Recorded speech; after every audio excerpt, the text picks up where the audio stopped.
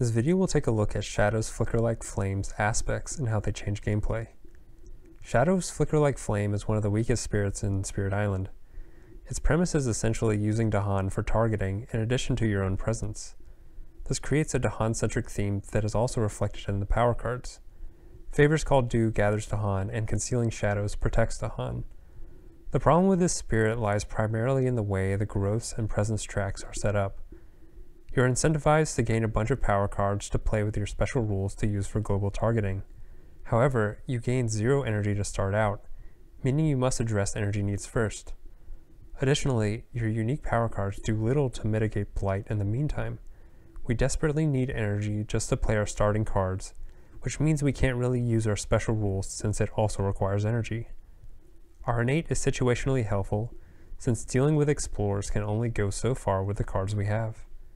By turn 3 or 4, our innate has the ability to destroy 2 explorers, which is almost laughably bad compared to other spirits. Finally, we're in dire need of uncovering presence on our growth tracks, but the number of cards we need to play to be effective demands that we reclaim and pause placing presence. This hopefully provides some context for the problems that Shadows is facing, so let's look at the aspects to see what they offer in terms of alleviating some of the spirit's needs. The first aspect is Reach, which gives global range once per turn. Basically, this takes away the energy cost of Shadows of the Dahan and makes it easier to influence the island as a whole. It can be helpful in enabling your innate to gather explorers in more ideal moves, but doesn't substantially address the problems the spirit faces. The second aspect is Amorphous. This lets you move presence around the island for targeting purposes. Perhaps you can create a sacred site for your innate, or move presence since Crops Wither and Fade and Concealing Shadows both have 0 range.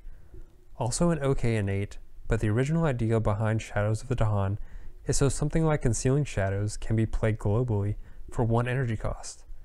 This aspect feels somewhat like a fix, but doesn't address any of the initial problems the spirit has. The next aspect is Madness.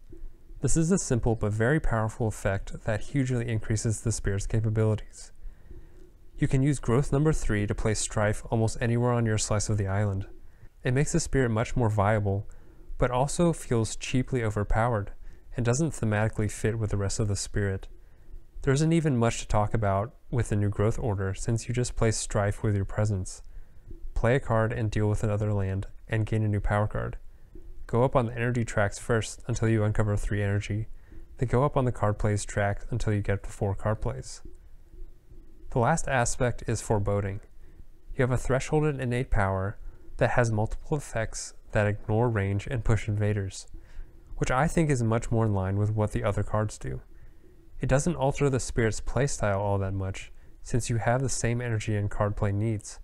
What it does do is synergize with the fear you generate with your cards, adding a unique fear effect that gives you that extra power to deal with invaders in the early and mid game. If it's not clear by now, I think Foreboding is the best aspect offered on the spirit. I personally would even house rule it so you can just add this aspect onto the spirit without replacing Shadows of the Dahan. It makes the spirit stronger and also lets you keep the Dahan-centric gameplay that the spirit was designed to have.